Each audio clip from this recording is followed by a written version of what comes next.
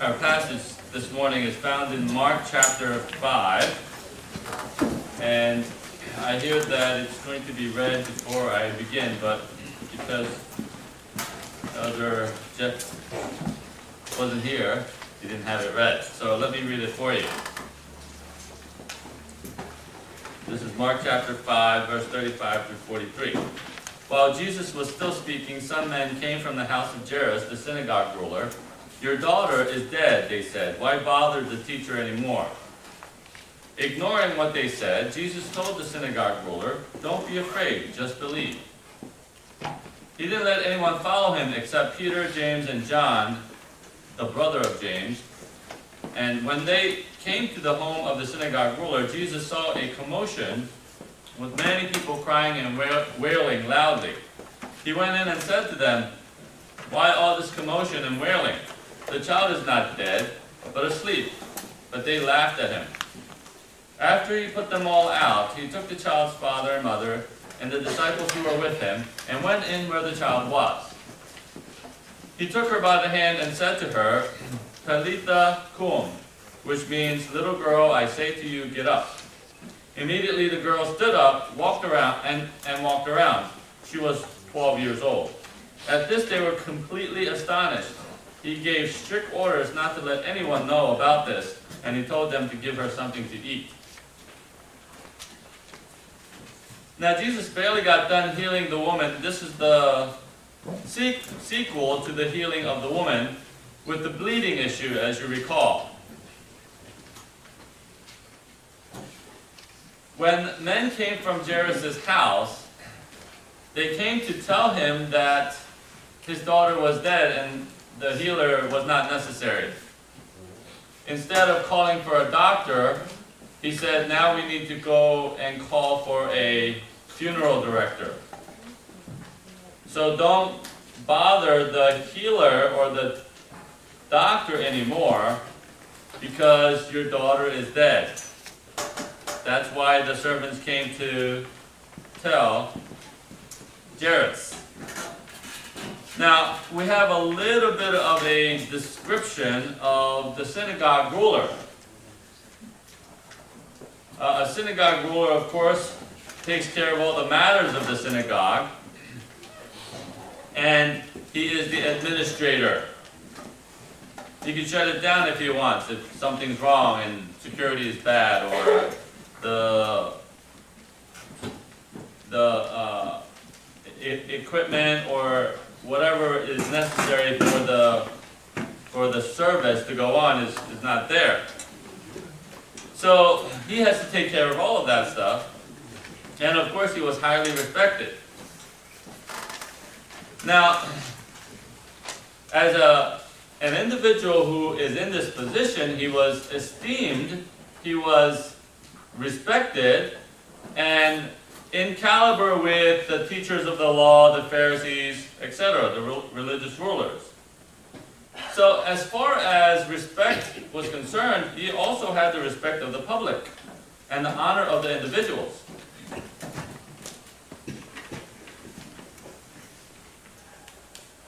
Is that better?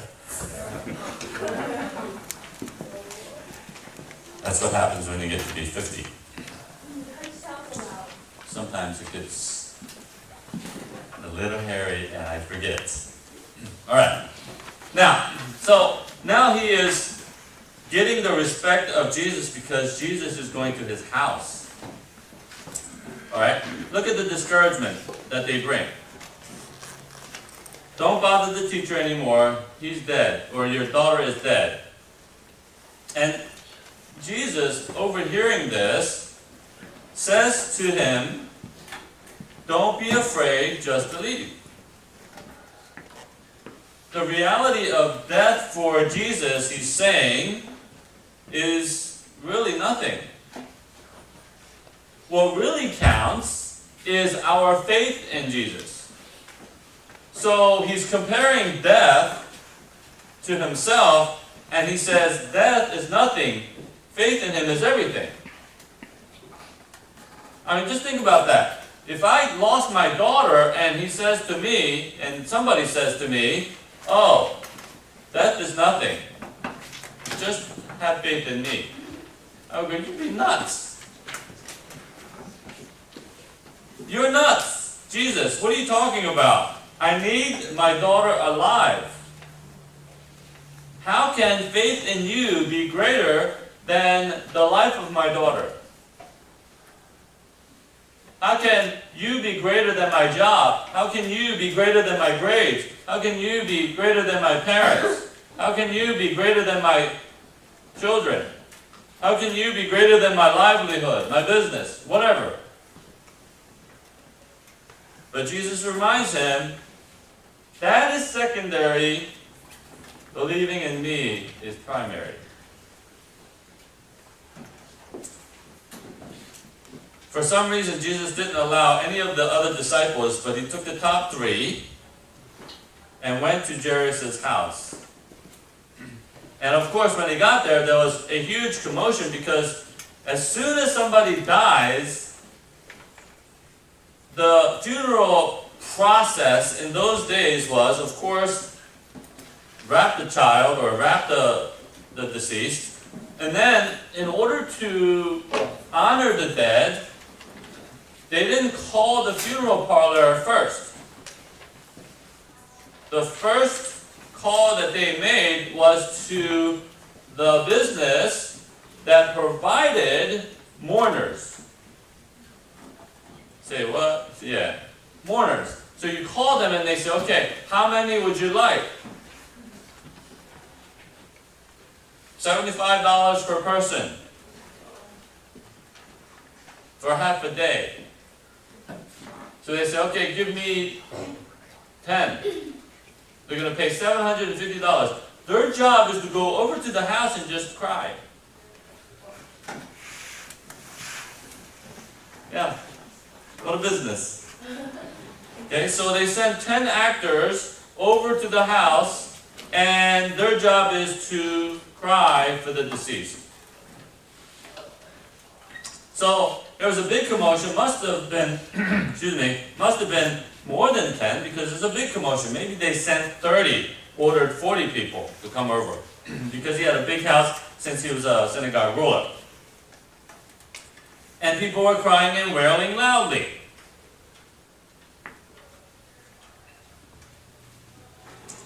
Now, we know that this was just acting because of what happened when Jesus arrived and he made a remark. Verse 38. When they came to the house of the synagogue ruler, Jesus saw a commotion with people crying and wailing loudly. He went in and said, "Why all this commotion and wailing? The child is not dead, but asleep."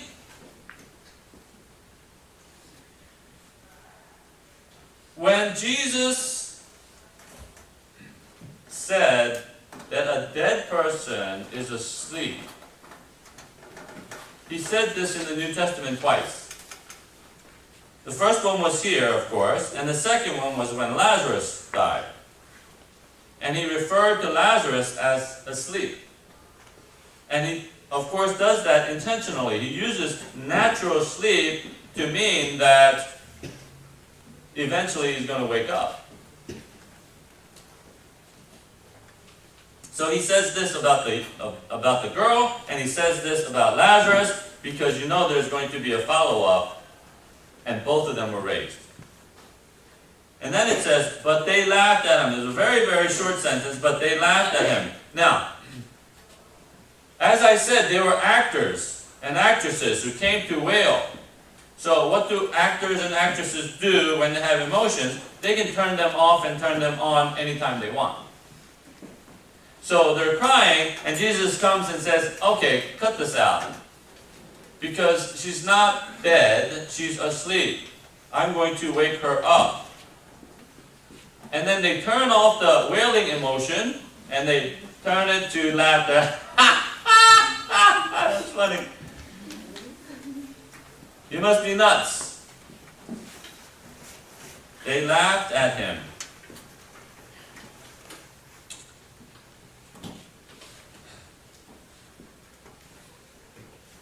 The reason why they are able to laugh at him is because they don't have the kind of respect for the situation because all they have to do is do their job of wailing. If this was a real situation for them and they were actually concerned, they would have pulled him aside, and that's what we should do. If there's any disrespect for the dead and somebody is just inappropriately acting in a funeral, we would just pull them aside and say, this is not appropriate, right? But we don't turn around and laugh at them for disrespecting. But that's what they did. And Jesus is not disrespecting. He has total control, and he is intentionally going there to raise the girl from the dead. So he knows what he's doing. They don't. So they treat him disrespectfully. So then after that, he says, okay, all you mourners out.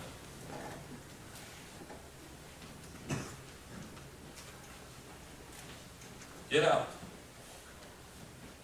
And he takes the parents and the 3 disciples that he brought, goes into the room where she is lying, dead, and speaks 2 words in Aramaic.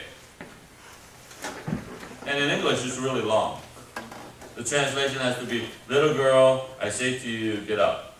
Okay? So in English, it's 8 words, but in Aramaic, it's 2 words, because it's very, very, very, very compact. Greek is like that too. Okay?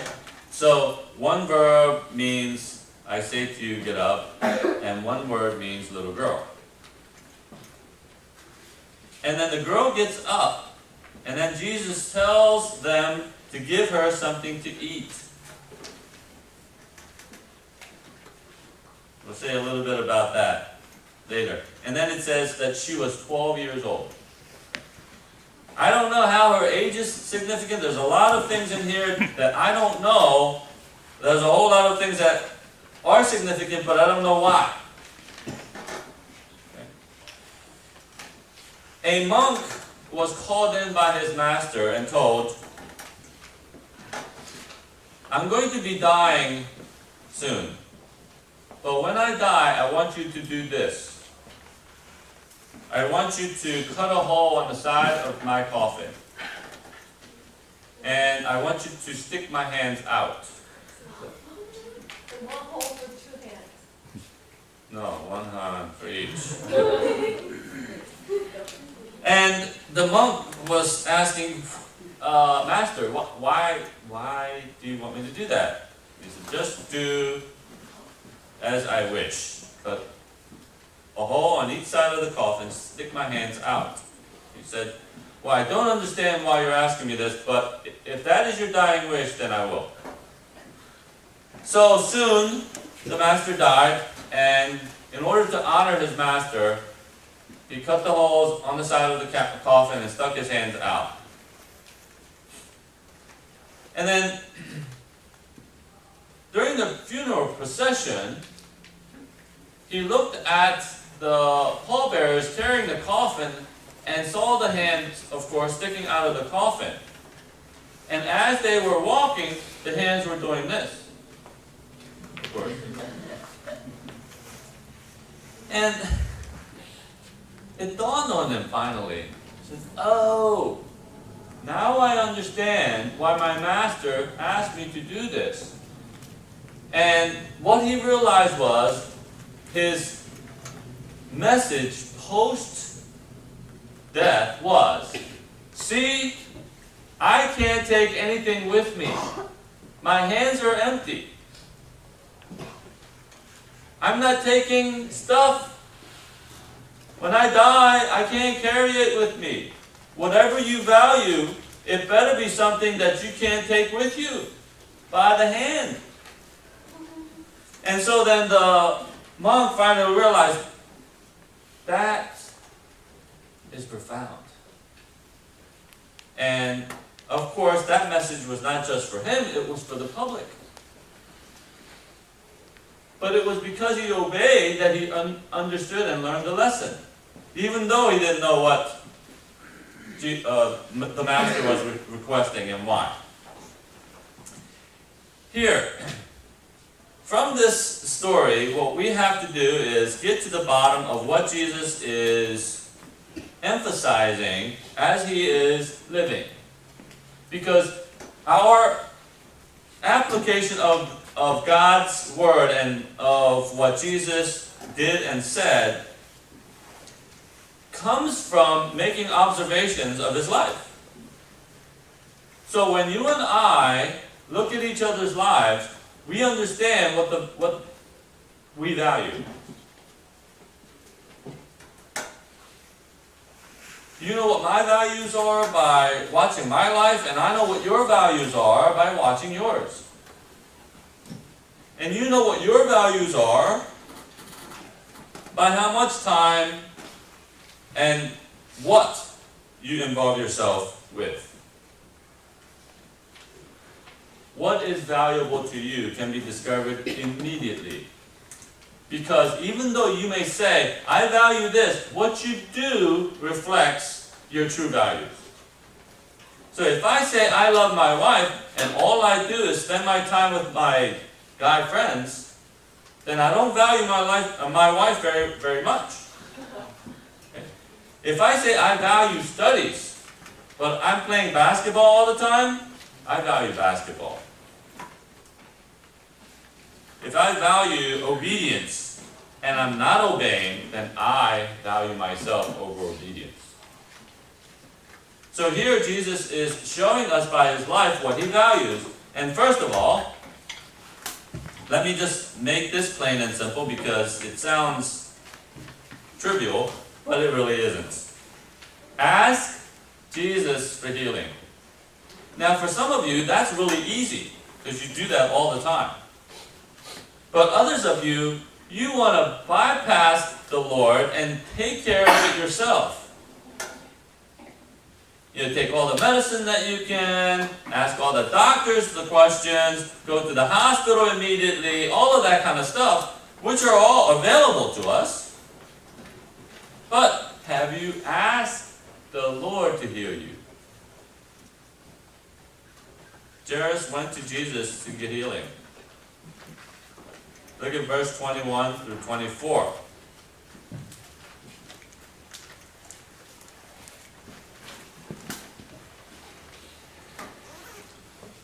When Jesus again crossed over by boat to the other side of the lake, a large crowd gathered around him while he was by the lake. Then one of the synagogue rulers named Jairus came there. Seeing Jesus, he fell at his feet and pleaded earnestly with him, "My little daughter is dying. Please come and put your hands on her so that she will be healed and live." So Jesus went with him. Amazing. He came and made a request, and Jesus accommodated. Pretty straightforward. James says, we don't get because we don't ask. And we don't get because we don't ask with right motives. But if we never get to the first step of asking, then you can't complain if you don't get. So Jairus went to Jesus to ask for healing, and Jesus followed him to his house. Now Jesus didn't have to go to his house. Of course, he could have healed him right there. Other people he did. But Jesus did. So he asked, and Jesus accommodated, and I'm telling you, admonishing you, what do you need? Well, ask him. Ask Jesus for it. It doesn't matter how big or small it is. I got a bike that way. I just asked him. It'd be nice if I could have a bike. This was when I was in college. You'd ride around on campus on a bike. But I didn't get it during college. I got it afterwards.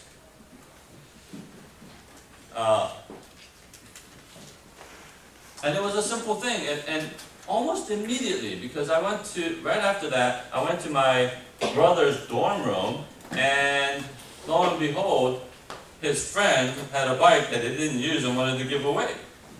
And so my brother turned to me and said, hey, my friend is giving away this bike, would you like it? Oh my goodness. I didn't tell my brother I was praying for a bike. 12-speed, Bianchi, Italian made. Nice. I still have it. But I know, it was confiscated by one of my kids. So I still technically own it, but he rides it. But that's how I got it. I asked for it. And don't just ask for little things.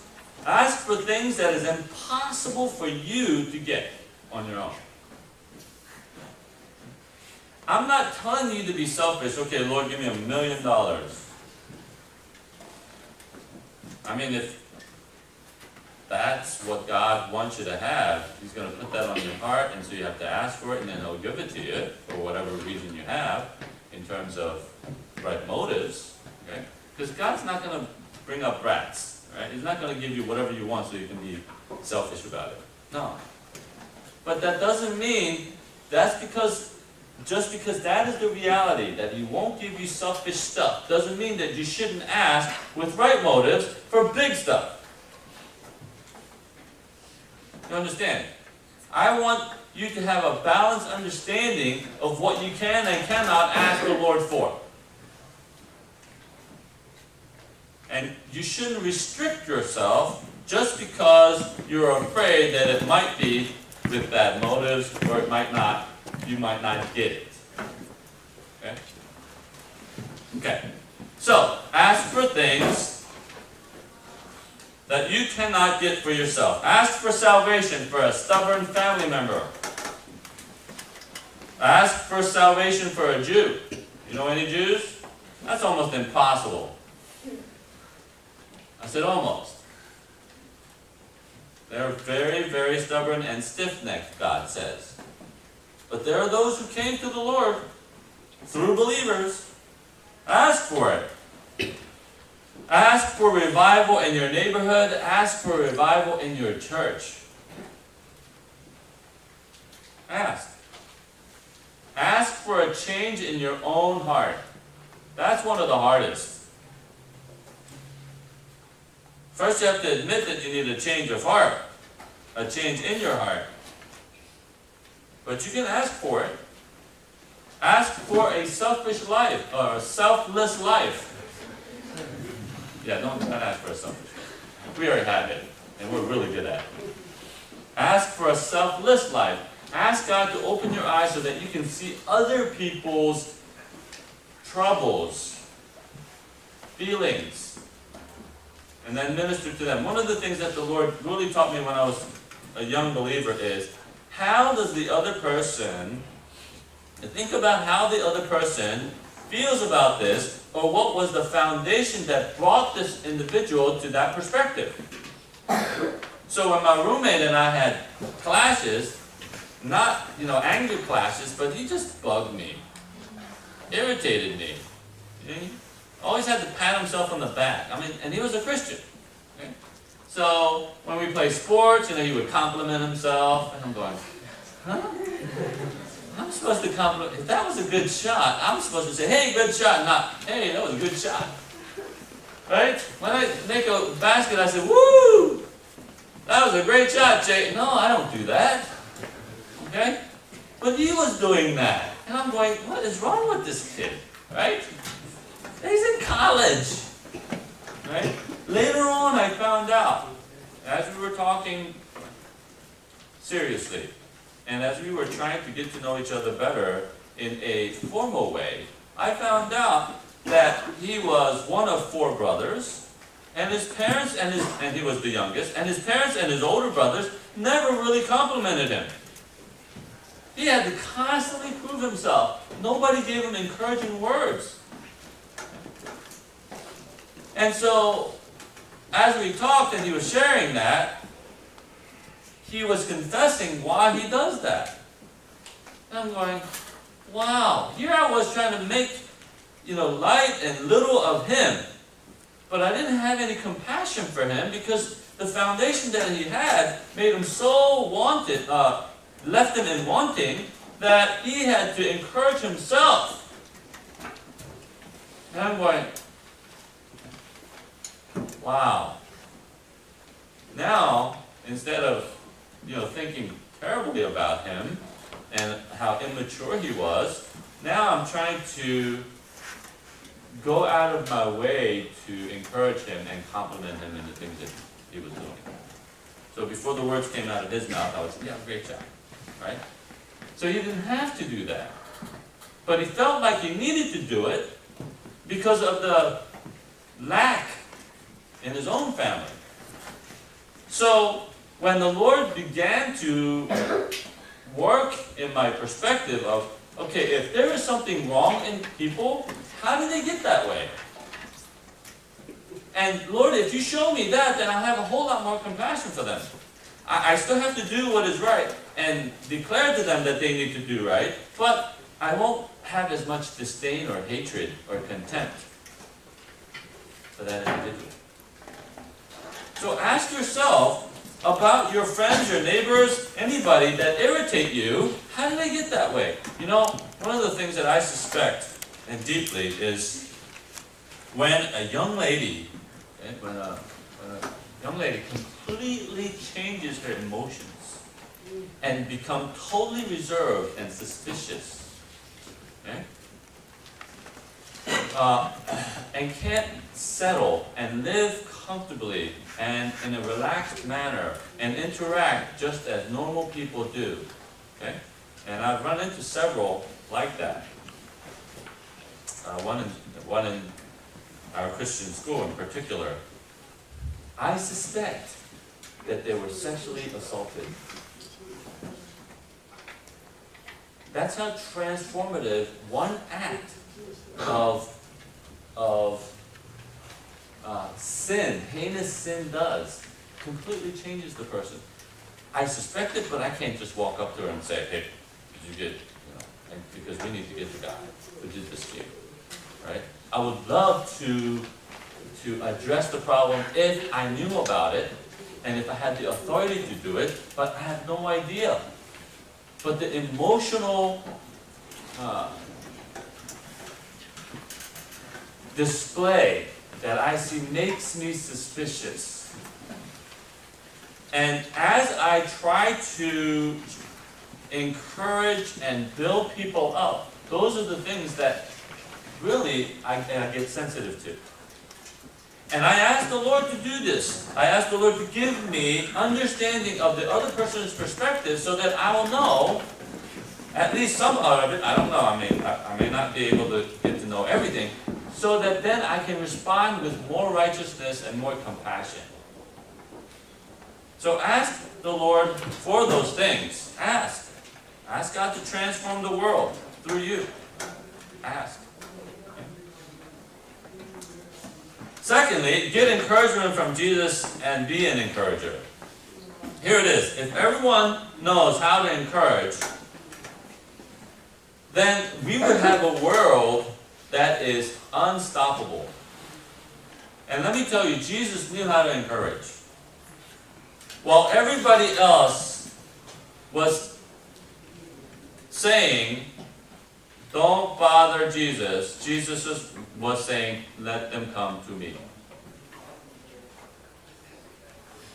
While everybody was saying, this situation is hopeless, call the funeral parlor, Jesus was saying, don't be afraid, believe.